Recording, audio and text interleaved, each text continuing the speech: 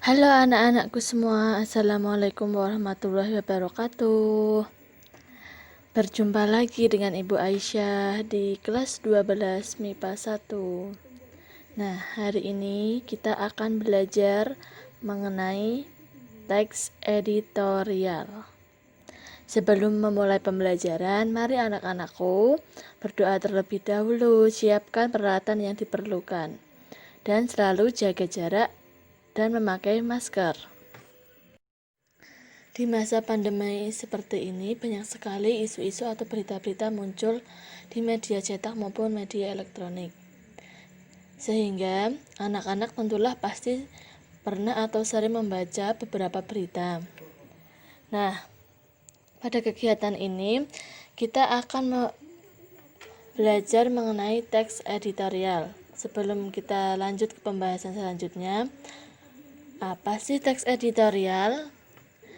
Nah, teks editorial merupakan opini atau pendapat yang ditulis oleh redaksi sebuah media terhadap isu aktual di masyarakat.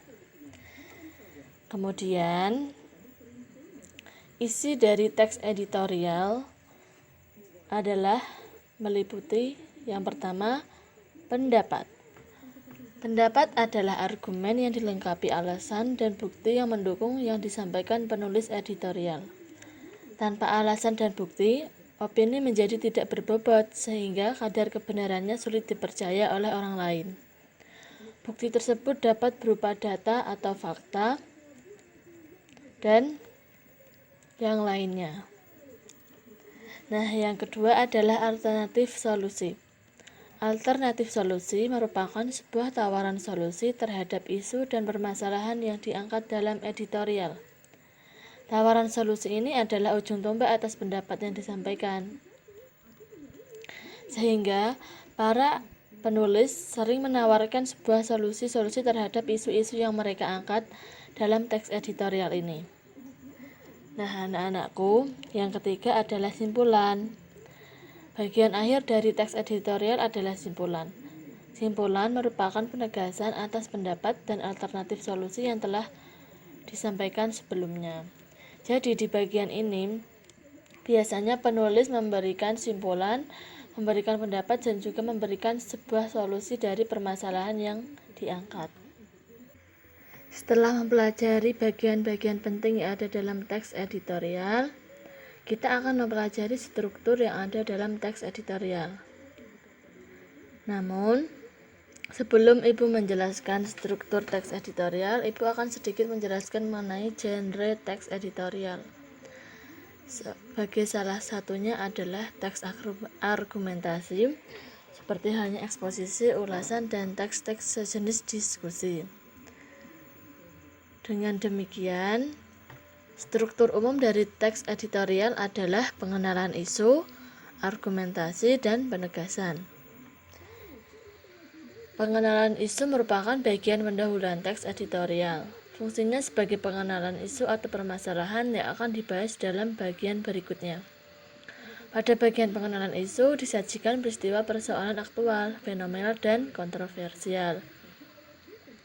Contohnya, di saat pandemi ini, Ibu kemarin baru membaca berita atau melihat berita di televisi, adanya beras plastik yang terdapat di beras bantuan dari Kementerian Sosial. Nah, isu tersebut merupakan isu yang aktual karena baru saja terjadi, fenomenal, dan tentunya kontroversial, mengundang banyak kontroversi. Selanjutnya yaitu argumentasi. Nah, bagian ini merupakan bagian pembahasan yang berisi tanggapan redaksi terhadap isu yang sudah diperkenalkan sebelumnya. Sebagai contoh, di tahap pengenalan isu tadi, kita sudah membahas mengenai beras plastik di masa pandemi yang ada di beras bantuan Kemensos. Nah, pada bagian argumentasi, kita akan membahas tentang tanggapan redaksi terhadap isu tersebut. Jadi, penulis memberikan tanggapan terhadap isu yang kontroversial tersebut. Kemudian, bagian akhir adalah bagian penegasan. Penutup dalam teks editorial berupa simpulan, saran, atau rekomendasi. Di dalamnya juga terselip harapan redaksi pada pihak terkait dalam menghadapi atau mengatasi persoalan yang terjadi dalam isu tersebut. Nah, pada bagian penutup ini, penulis memberikan simpulan atau saran terhadap isu tersebut. Contoh isu tadi adalah beras plastik. Jadi, penulis memberikan sebuah simpulan atau saran agar peristiwa tersebut tidak terjadi lagi. Nah, selanjutnya adalah kaidah kebahasaan teks editorial. Anak-anakku, kaidah kebahasaan teks editorial ini termasuk dalam kaidah yang berciri bahasa jurnalistik. Berikut adalah ciri-cirinya. Yang pertama adalah penggunaan kalimat retoris. Kalimat retoris adalah kalimat pertanyaan yang tidak ditujukan untuk mendapatkan jawabannya. Jadi kalimat retoris itu bisa jadi adalah kalimat yang mengandung sindiran. Seperti contoh, benarkah pemerintah tidak tahu atau tidak diberitahu mengenai beras plastik pada beras bantuan Kemensos? Sebenarnya pertanyaan seperti ini tidak perlu dijawab karena ini merupakan sebuah pernyataan atau sindiran.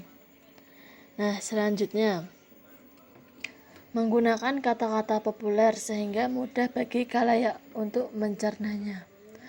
Tujuannya agar pembaca tetap merasa rileks meskipun membaca masalah yang serius, dipenuhi dengan tanggapan yang kritis.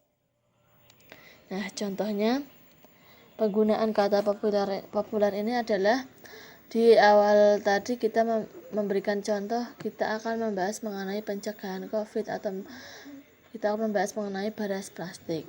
Nah, contoh kata-kata populer adalah COVID-19, new normal, lockdown, dan lain sebagainya. Yang selanjutnya adalah menggunakan kata ganti penunjuk yang biasanya merujuk pada waktu, tempat, peristiwa, atau hal lain yang menjadi fokus ulasan. Nah, contohnya, sungguh kejadian beras plastik itu menjadi pukulan keras untuk pemerintah yang belum tegas. Nah, pada kalimat ini menunjukkan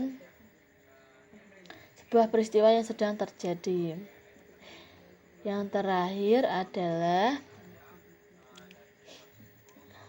banyaknya penggunaan konjungsi kausalitas. Pada materi sebelumnya di teks eksplanasi, Ibu juga sudah menjelaskan mengenai konjungsi kausalitas.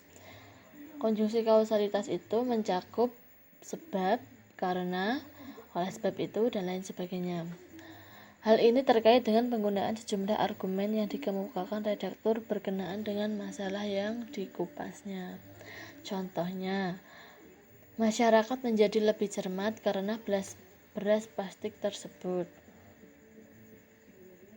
Bagaimana anak-anakku? Apakah sudah jelas penjelasan yang Ibu sampaikan tadi? Nah, apabila ada pertanyaan, silakan bisa disampaikan di Microsoft Teams. Wassalamualaikum warahmatullahi wabarakatuh. Tetap semangat.